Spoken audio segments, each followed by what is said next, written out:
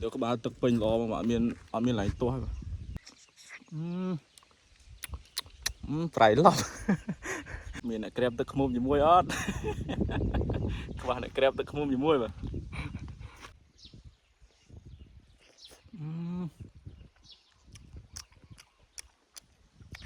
tí không à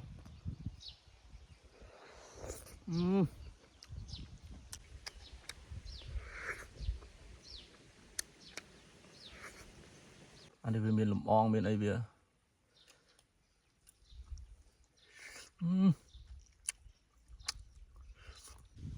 bài miền xuôi đôi miền xuôi đây bằng bộ là này và cùng một cạn video thay mấy làนี่คือกิจกรรมประเภทแต่โยมกำปงแต่ทว่าดำนาวแต่ยกมุมให้เรานั่นคือโยมแต่ยออันนงโยมดดเบียดำใบบ่อยไปเยอะนะนี่คือผมไม่เบียโต้มอมนะเบียทมมาเนี่ยแต่ดังประกาศอยู่มันกาจะไปจะไม่จะแสดง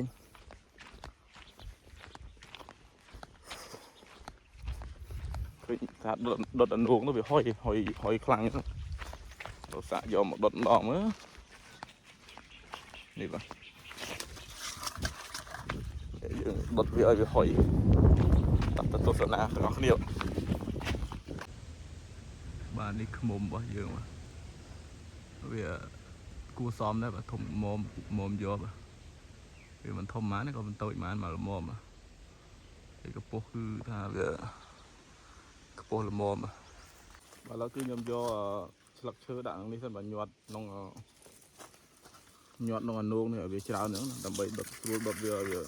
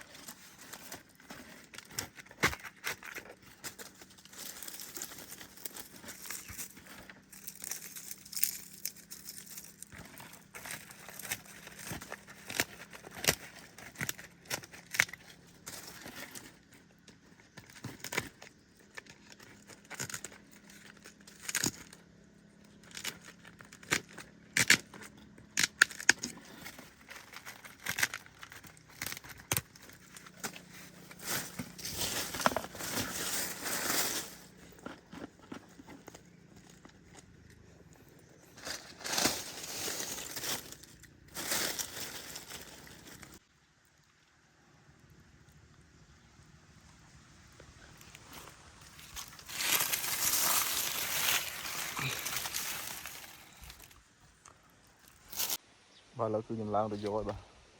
đám đi riêng của bạn lang để cho mừ đừng lang quỵt nó đây bà đó là lang xanh let's go và là cứ dương bạn một đau hàng lưới bà móm vô bà thùng không mình tỉnh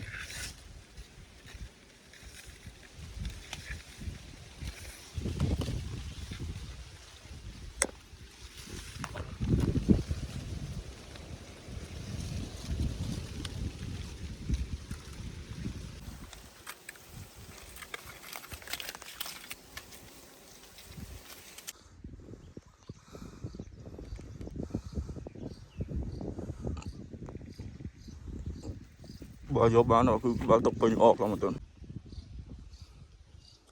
bà này không muốn bà dương mà chỉ cứ vô bán rồi bà tập là em không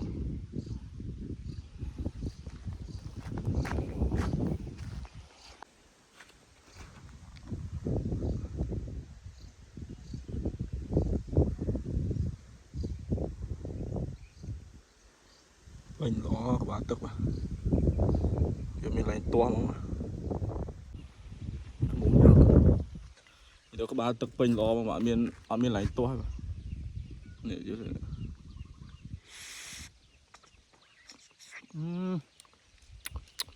phải lắm nè miền này kẹp tập mồm gì muôi ớt các bạn này kẹp tập mồm gì muôi mà em làm mình tên luôn mà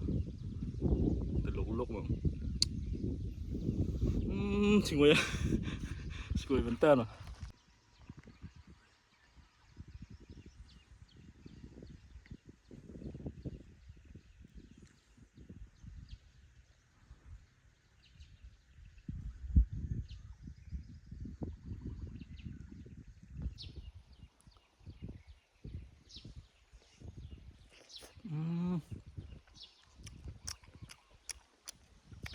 Tí không à?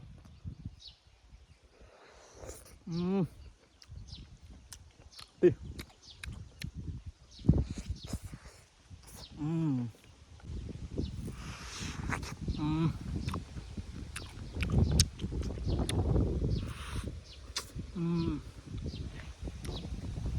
Tí hả?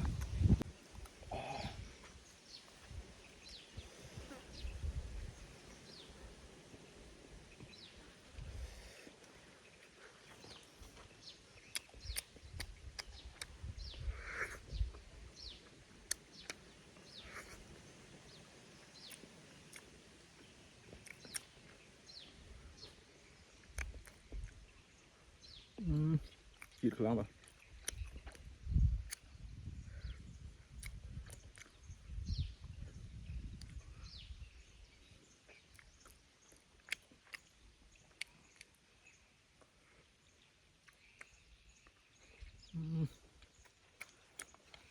Chết rồi.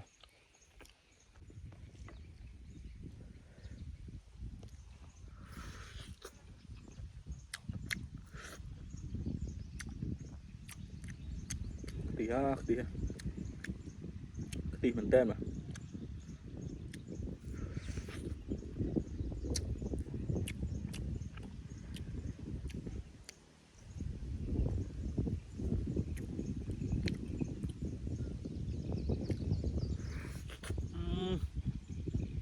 Muốt nữa mà. Bà lâu một tô sona nhôm cho bạch vì do tực đặng đi trong đằng một bàn còn màn chẳng nè. Vậy các bà tực về thôm đây bà.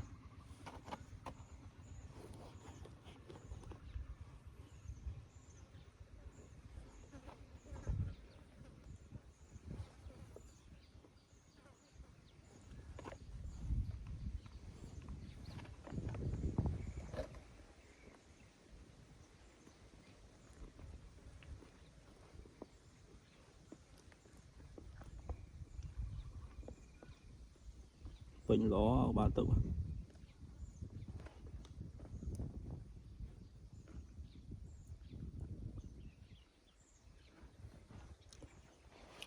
Em nhẹ bằng bà tực.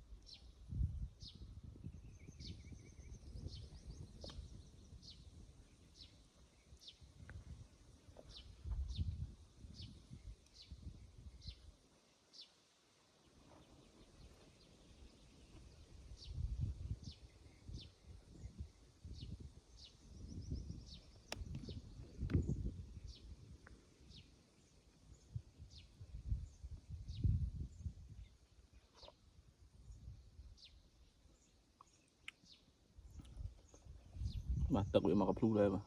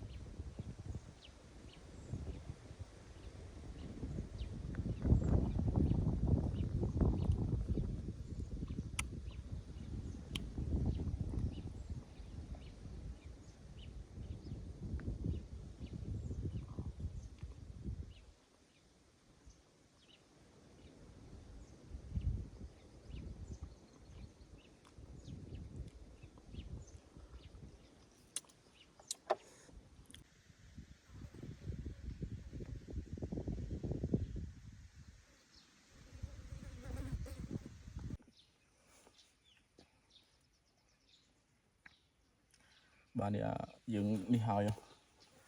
anh đi về miền lụm ong miền ấy về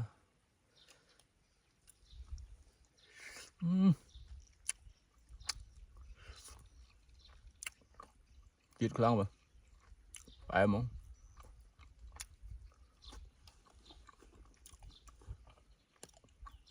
tức với bạn bên này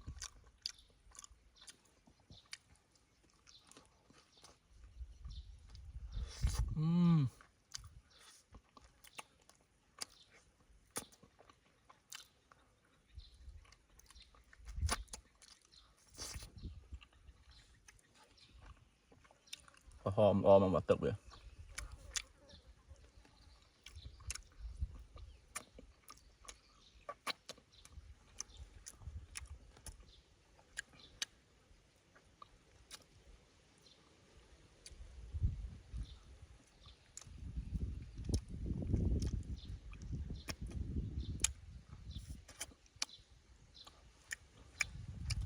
ai chít khăng tên rồi tim không à